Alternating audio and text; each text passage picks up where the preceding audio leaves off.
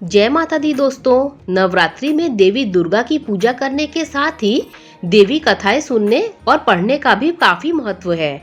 मान्यता है कि ऐसा करने से अक्षय पुण्य मिलता है और सकारात्मक ऊर्जा बढ़ती है।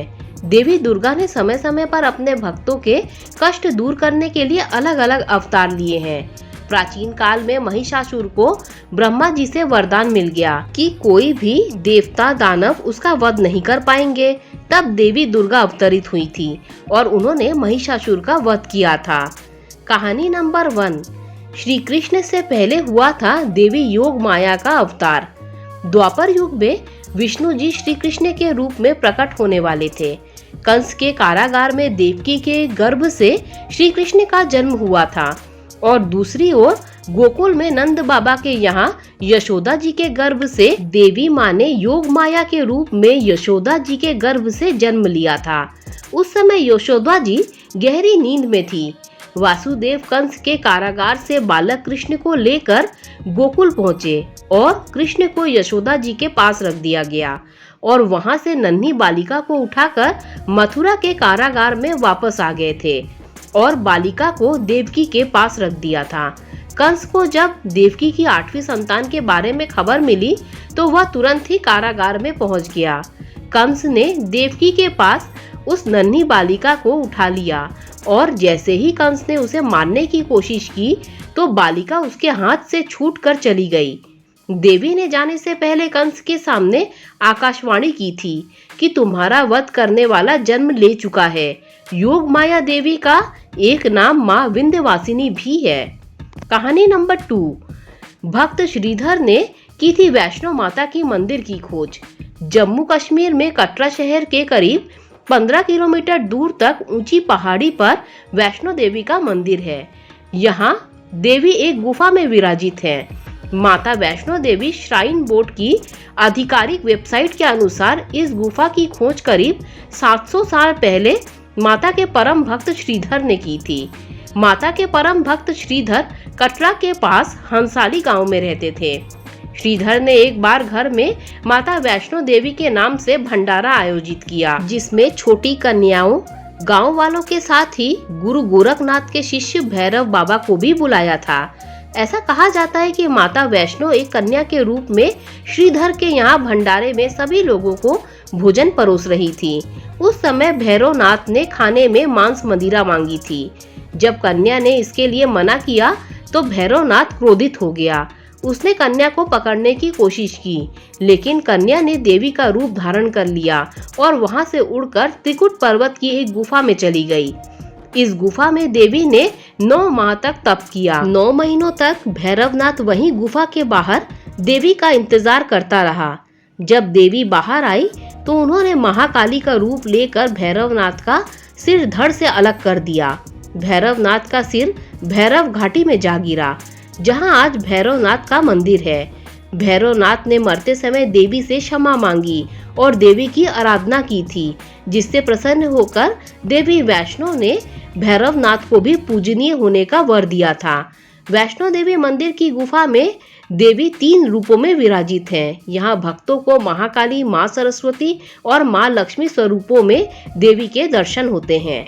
कहानी नंबर 3। माता दुर्गा ने कैसे तोड़ा देवताओं का घमंड। एक बार देवताओं को अपनी शक्ति पर घमंड हो गया था। जब माता दुर्गा ने देवताओं का घमंड देखा तो वे एक तेज पुंज के रूप में प्रकट हुई। विराट तेज पुंज का रहस्य जानने के लिए इंद्र ने पवन देव को भेजा। पवन देव ने खुद को सबसे शक्तिशाली देवता बताया। तब तेज पुंज ने वायु देव के सामने एक तिनका रखा और तिनके को उड़ाने की चुनौती दी। पूरी ताकत लगाने के बाद भी पवन देव उस तिनके को हिला भी न सके। इसके बाद अग्निदेव पहुंचे तो उन्हें चुनौती दी कि इस तिनके को जलाकर दिखाएं, लेकिन अग्निदेव भी असफल हो गए। इन दोनों देवताओं की हार के बाद देवराज इंद्र का घमंड टूट गया और उन्होंने तेज पुंज की उपासना की। देवी माँ वहाँ प्रकट हुई और घमंड न करने की सलाह दी। कहानी नंबर 4। असंख्य आँखों के साथ प्रकट हुई थी शाकंभरी। एक बार असुरों के आतंक की वजह से धरती पर कई वर्षों तक सूखा और अकाल पड़ गया था। तब भक्तों के दुख दूर करने के लिए असंख्य आंखों वाली देवी शाकंभरी प्रकट हुई। देवी ने लगातार 9 दिनों तक अपनी हजारों आंखों से आंसुओं की बारिश की थी, जिससे पृथ्वी पर फिर से हरियाली छा गई थी। शाकंभरी को ही शताक्षी नाम से जाना जाता है। इस स्वरूप में देवी फल और वनस्पतियों से प्रकट हुई थी। पौष मास की शुक्ल अष्टमी तिथि से शाकंभरी नवरात्र शुरू होती है, जो कि पौष पूर्णिमा पर समाप्त होती है। पौष पूर्णिमा पर अन्न, कच्ची सब्जी, फल और जल दान करने की परंपरा है। कहानी नंबर 5। जब देवी ने लिया भ्रामरी देवी का अवतार। अरुण नाम के एक दैत्य ने ब्रह्मा जी को प्रसन्न करने के लिए तप किया था।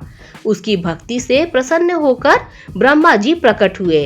अरुण ने वर मांगा कि युद्ध में कोई मुझे मार ना सके, किसी अस्त्र शस्त्र से मेरी मृत्यु ना हो, कोई भी महिला पुरुष मुझे मार ना सके, ना ही 2 और 4 पैर वाले मेरा वध कर सके, मैं देवताओं पर विजय प्राप्त कर सकूं।